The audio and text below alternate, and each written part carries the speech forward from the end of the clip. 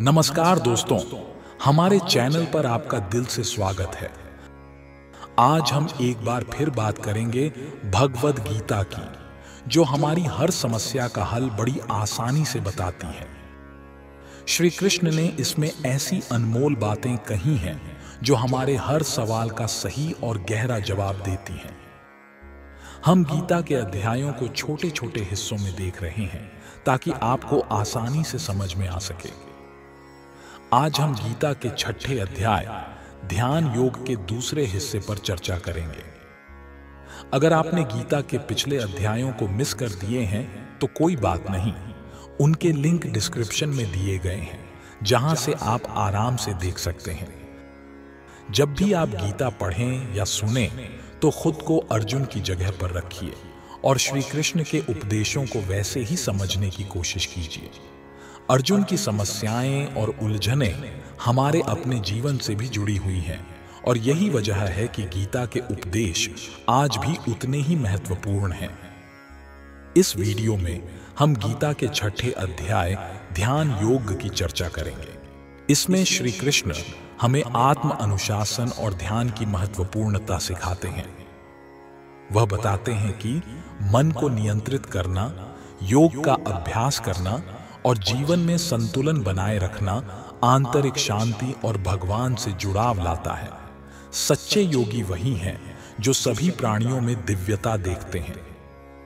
तो चलिए श्री कृष्ण के इन दिव्य शब्दों को सुनते हैं और उन्हें अपने जीवन में अपनाने की कोशिश करते हैं। इस यात्रा में हमारे साथ बने रहिए और गीता के ज्ञान को अपने जीवन में शामिल कीजिए। हे अर्जुन, अगर कोई बहुत ज्यादा खाता है या बहुत कम खाता है, बहुत ज्यादा सोता है या बहुत कम सोता है, तो वह योगी नहीं बन सकता। योगी के लिए आहार और नींद का नियंत्रण महत्वपूर्ण है। बहुत ज्यादा खाना मतलब शरीर और आत्मा को बनाए रखने के लिए जरूरत से ज्यादा खाना। मनुष्यों को जानवरों का मांस खाने की जरूरत नहीं है, क्योंकि अनाज, सब्जियां, फल और दूध पर्याप्त मात्रा में उपलब्ध हैं। ये साधारण भोजन गुणों से भरा होता है।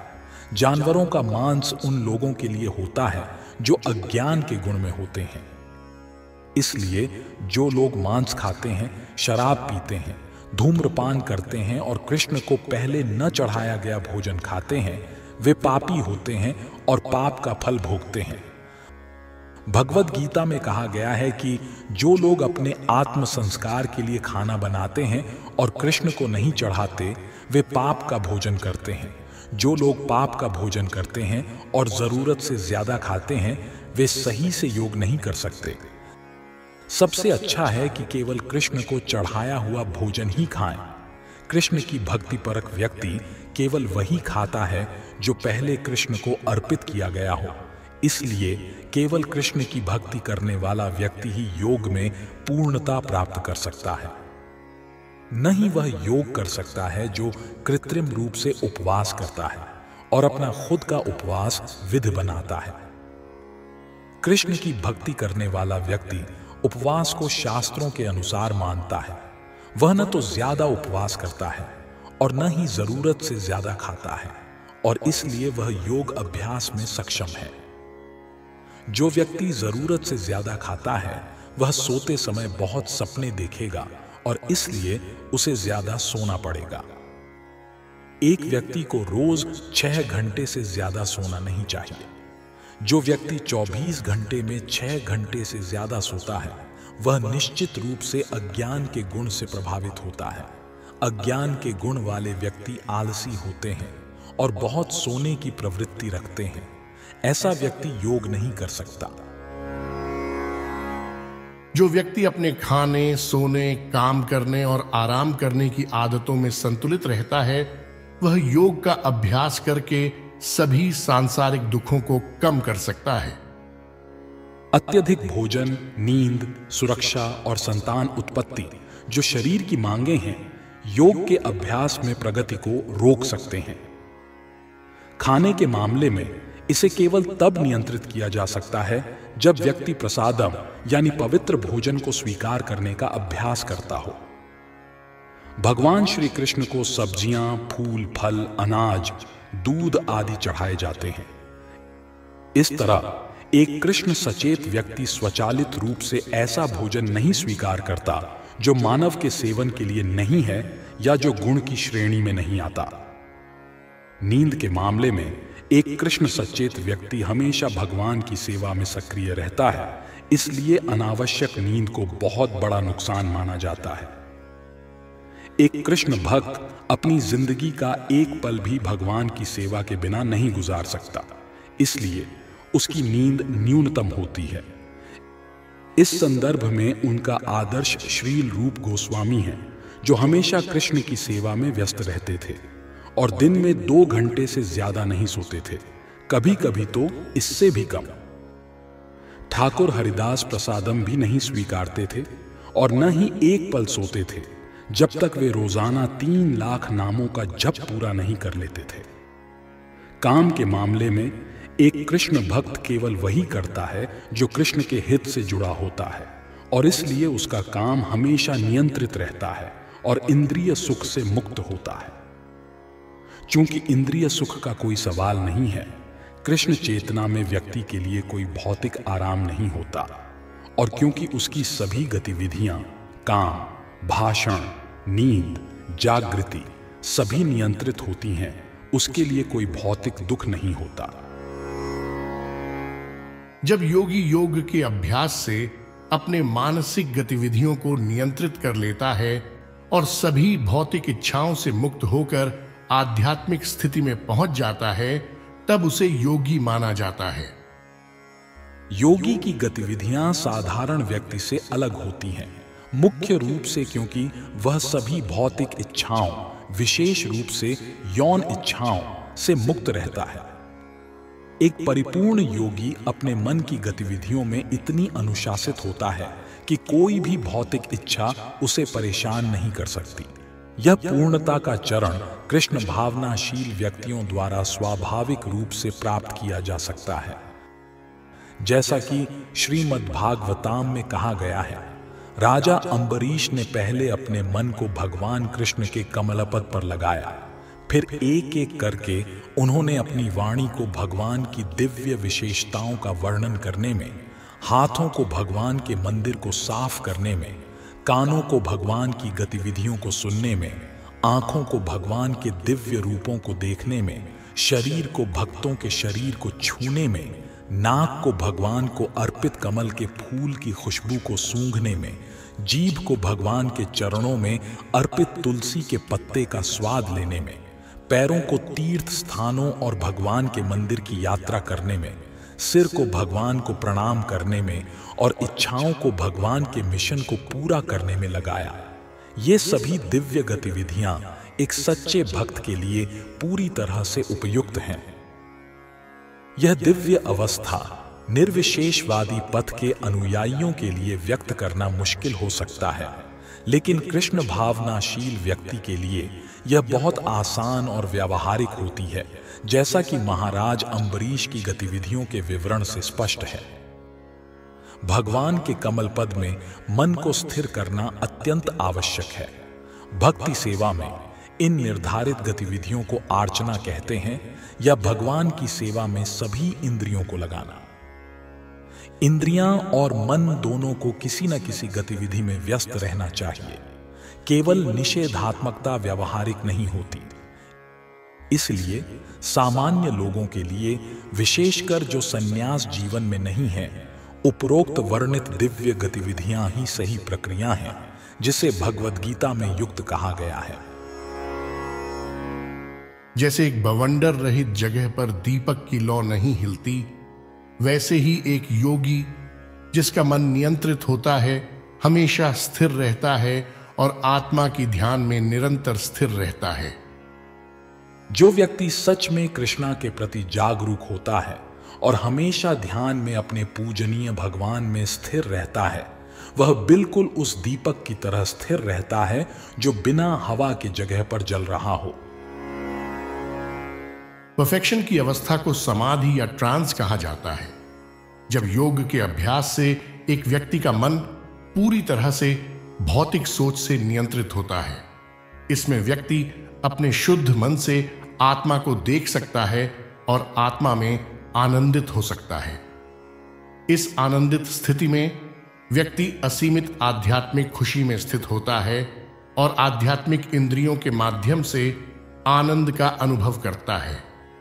ऐसे में व्यक्ति सच्चाई से कभी नहीं हटता और इसे प्राप्त करने पर उसे सबसे बड़ी प्राप्ति मानता है। इस स्थिति में स्थित व्यक्ति सबसे बड़े कठिनाइयों के बीच भी हिलता नहीं है। यही वास्तव में सभी भौतिक दुखों से मुक्ति है। योग के अभ्यास से धीरे धीरे भौतिक इच्छाओं से अनासक्ति मिलता है। यही योग का मुख्य लक्षण है। इसके बाद व्यक्ति समाधि या ट्रांस की अवस्था में पहुंचता है, जिसमें योगी अपने मन और बुद्धि से सुप्रीम आत्मा को पहचानता है, बिना किसी भ्रम के। कुछ लोग आत्मा और सुप्रीम आत्मा को एक मान लेते हैं, लेकिन यह सही नहीं है। पतंजलि के योग दर्शन में आत्मा और सुप्रीम आत्मा की भिन्नता को स्वीकार किया जाता है और यहां तक कि उनके अनुसार उत्तमोत्तम आनंद का अनुभव भी होता है।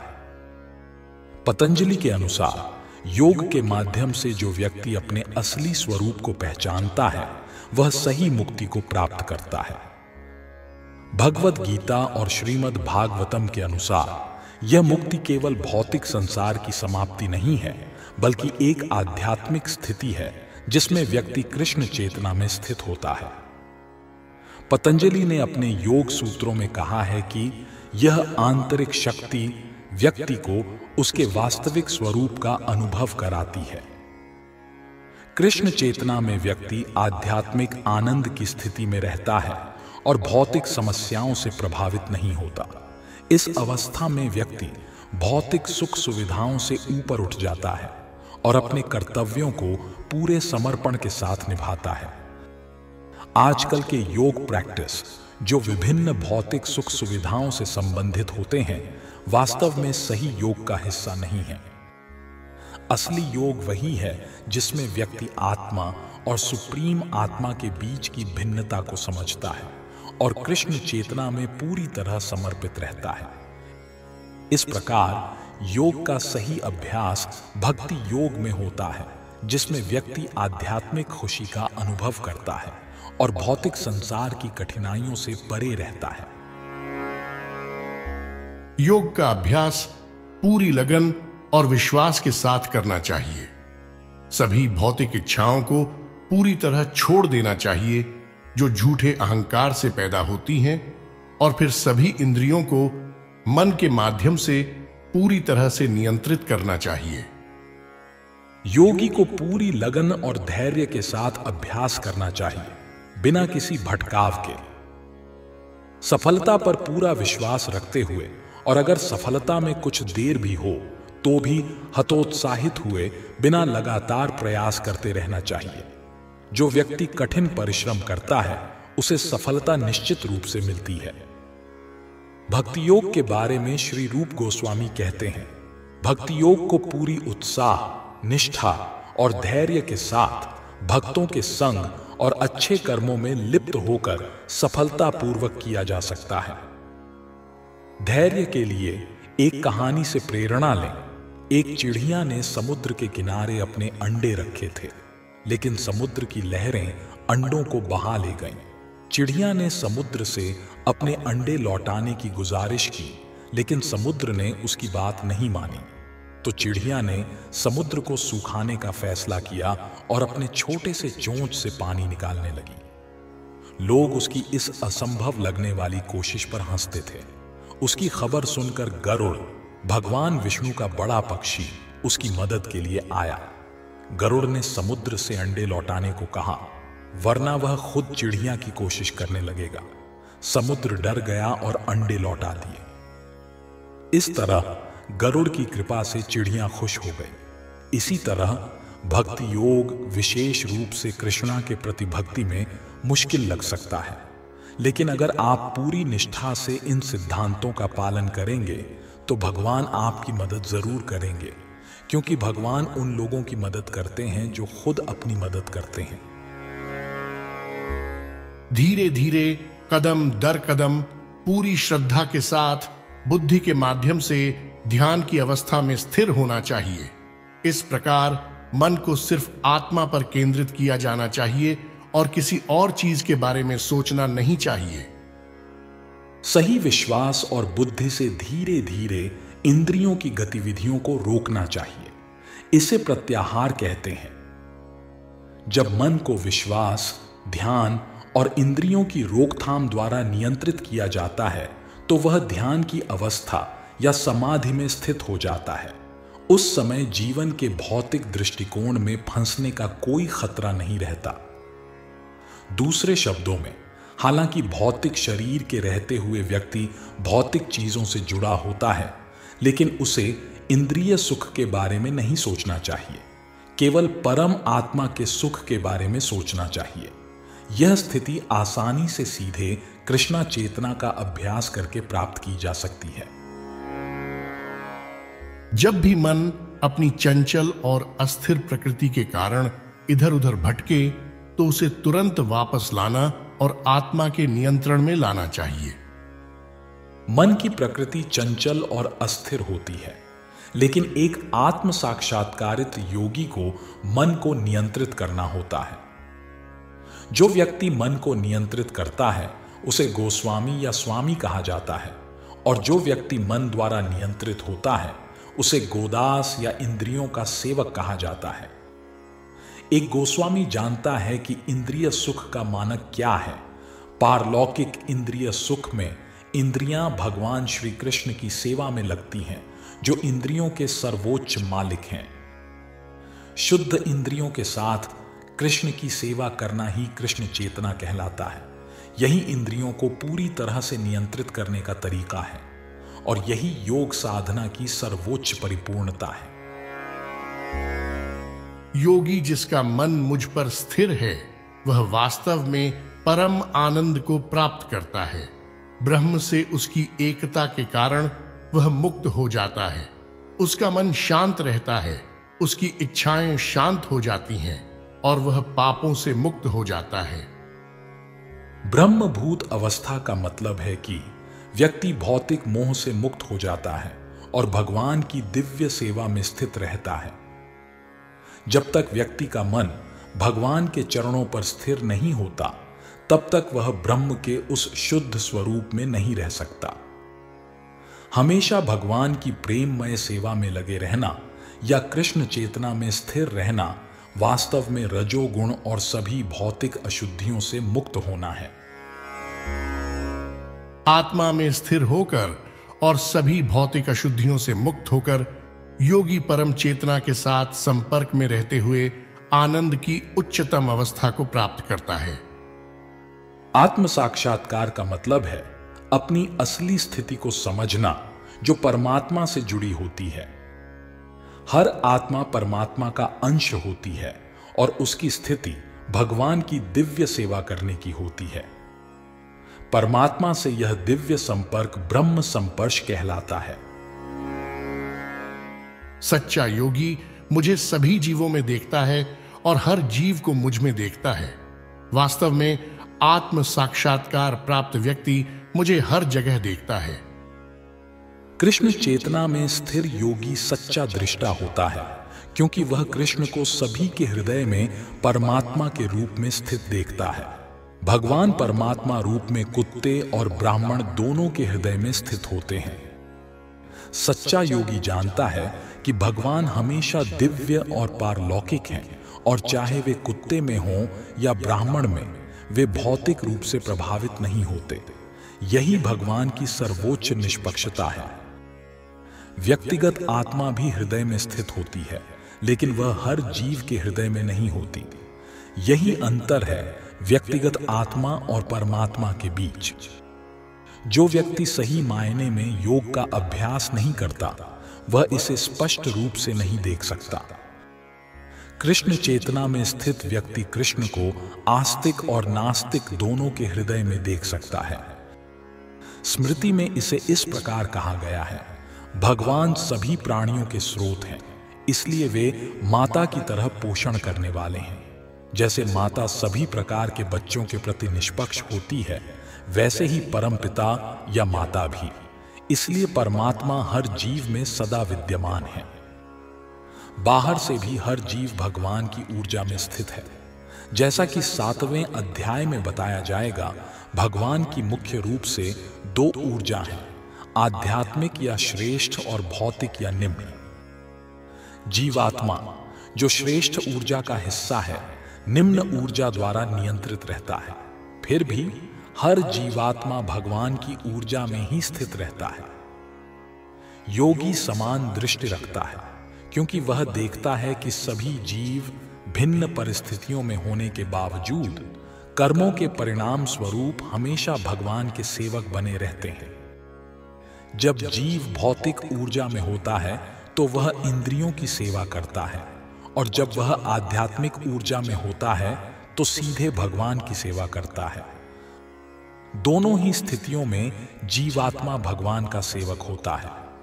कृष्ण चेतना में स्थित व्यक्ति की यह समानता की दृष्टि ही पूर्ण है। जो मुझे हर जगह देखता है और हर चीज को मुझ में देखता है, उसके लिए न मैं कभी खोता हूं, न वह मुझसे कभी खोता है।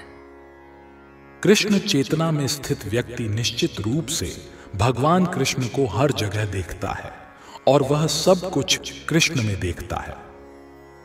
ऐसा व्यक्ति भले ही भौतिक प्रकृति के अलग अलग रूपों को देखता हो, लेकिन हर स्थिति में वह कृष्ण के प्रति जागरूक रहता है, यह जानते हुए कि सब कुछ कृष्ण की ऊर्जा का प्रकट रूप है।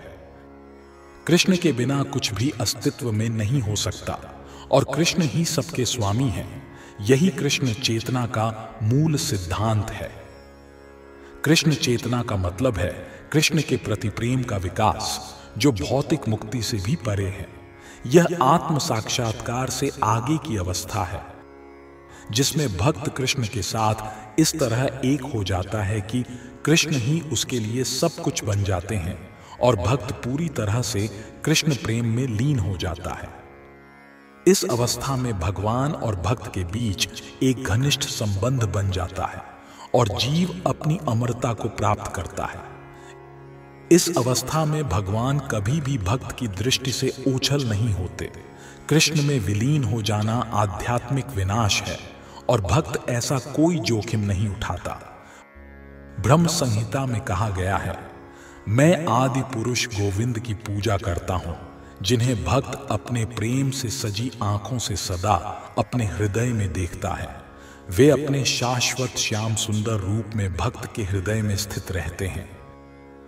इस अवस्था में भगवान कृष्ण कभी भी भक्त की दृष्टि से ओझल नहीं होते और न ही भक्त कभी भगवान को अपनी दृष्टि से खोता है। योगी जो भगवान को परमात्मा के रूप में अपने हृदय में देखता है, उसके लिए भी यही बात लागू होती है। ऐसा योगी एक शुद्ध भक्त बन जाता है और एक पल भी भगवान को अपने भीतर देखे बिना नहीं रह सकता। वह योगी जो जानता है कि मैं और सभी जीवों के भीतर स्थित परमात्मा एक ही हैं, मेरी पूजा करता है और हर परिस्थिति में मुझ में ही स्थिर रहता है। जो योगी परमात्मा का ध्यान करता है, वह अपने भीतर विष्णु के रूप में कृष्ण को देखता है, जिनके 4 हाथ होते हैं और जो शंख, चक्र, गदा और कमल पकड़े होते हैं। योगी को यह जानना चाहिए कि विष्णु और कृष्ण में कोई भेद नहीं है। इस परमात्मा के रूप में कृष्ण हर जीव के हृदय में स्थित है। इतने सारे जीवों के हृदय में स्थित अनगिनत परमात्माओं में भी कोई अंतर नहीं है। न ही कृष्ण चेतना में स्थिर व्यक्ति जो हमेशा कृष्ण की प्रेममय सेवा में लगा रहता है और वह योगी जो परमात्मा का ध्यान करता है, इनमें कोई अंतर है। जो योगी कृष्ण चेतना में है, भले ही वह भौतिक जीवन में विभिन्न गतिविधियों में व्यस्त हो, वह हमेशा कृष्ण में स्थिर रहता है। इसे श्रीला रूप गोस्वामी की भक्ति रसामृत सिंधु में इस प्रकार कहा गया है, निखिलेषु अवस्थासु जीवन मुक्तः स उच्यते। कृष्ण चेतना में स्थिर भगवान का भक्त स्वतः ही मुक्त होता है। नारद पंचरात्र में इसे इस प्रकार कहा गया है, जो व्यक्ति कृष्ण के उस दिव्य रूप पर ध्यान केंद्रित करता है जो सर्वव्यापी है और समय और स्थान से परे है, वह जल्दी ही कृष्ण में लीन हो जाता है और उनके साथ आध्यात्मिक संबंध का आनंद प्राप्त करता है। कृष्ण चेतना योग अभ्यास का सबसे उच्च स्तर है। यह समझ कि कृष्ण परमात्मा के रूप में हर जीव के हृदय में स्थित हैं, योगी को निर्दोष बना देती है। वेद भी भगवान की इस अचिंत्य शक्ति की पुष्टि इस प्रकार करते हैं। विष्णु एक हैं, फिर भी वे निश्चित रूप से सर्वव्यापी हैं। अपनी अचिंत्य शक्ति के कारण एक रूप में होने के बावजूद वे हर जगह उपस्थित हैं, जैसे सूर्य एक ही समय में कई स्थानों पर दिखाई देता है। हे अर्जुन, वह सच्चा योगी है जो अपनी खुद की स्थिति की तुलना में सभी जीवों की खुशी और दुख में समानता देखता है। जो व्यक्ति कृष्ण चेतना में है वह सच्चा योगी है। वह अपनी व्यक्तिगत अनुभव से सभी की खुशी और दुख को समझता है। किसी जीव के दुख की वजह होती है भगवान के साथ अपने संबंध को भूल जाना, और खुशी की वजह होती है यह जानना कि कृष्ण सभी गतिविधियों का परम आनंद करता है। कृष्ण सभी भूमि और ग्रहों के मालिक हैं। सच्चा योगी सभी जीवों का सच्चा मित्र होता है। उसे पता है कि भौतिक प्रकृति के गुणों से प्रभावित जीव 3 प्रकार की भौतिक पीड़ाओं का सामना करता है, जो कृष्ण के साथ अपने संबंध को भूल जाने के कारण होता है। कृष्ण चेतना में रहने वाला व्यक्ति खुद खुशी में रहता है, इसलिए वह कृष्ण के ज्ञान को हर जगह फैलाने की कोशिश करता है। जो सच्चा योगी कृष्ण चेतना का महत्व फैलाने की कोशिश करता है वह दुनिया का सबसे बड़ा मानवतावादी है और भगवान का प्रिय सेवक है। भगवान का भक्त हमेशा सभी जीवों के भले की चिंता करता है और इस तरह से वह वास्तव में सभी का मित्र होता है। वह सबसे अच्छा योगी है क्योंकि वह योग में अपनी व्यक्तिगत सफलता की बजाय दूसरों की भलाई के लिए प्रयास करता है। वह अपने साथी जीवों से ईर्ष्या नहीं करता। एक शुद्ध भक्त और केवल अपनी व्यक्तिगत उन्नति में रुचि रखने वाले योगी में यही अंतर है। जो योगी एक एकांत स्थान पर ध्यान करने के लिए गया है वह उस भक्त के मुकाबले उतना सच्चा नहीं हो सकता जो हर व्यक्ति को कृष्ण चेतना की ओर ले जाने की पूरी कोशिश कर रहा है। अर्जुन ने कहा, हे मधुसूदन, जिस योग पद्धति का आपने संक्षेप में वर्णन किया है वह मुझे कठिन और असहनीय लगती है, क्योंकि मन बहुत ही अशांत और अस्थिर है। भगवान कृष्ण ने अर्जुन को जो योग पद्धति बताई थी, जिसमें शुचौ देशे से शुरू होकर योगी परमः पर समाप्त होती है, अर्जुन ने इसे असंभव मानकर अस्वीकार कर दिया। अर्जुन को लगा कि इस युग में जहां लोगों की जिंदगी बहुत ही कठिन और छोटी होती है, साधारण व्यक्ति के लिए घर छोड़कर पहाड़ों या जंगलों में जाकर योग का अभ्यास करना संभव नहीं है।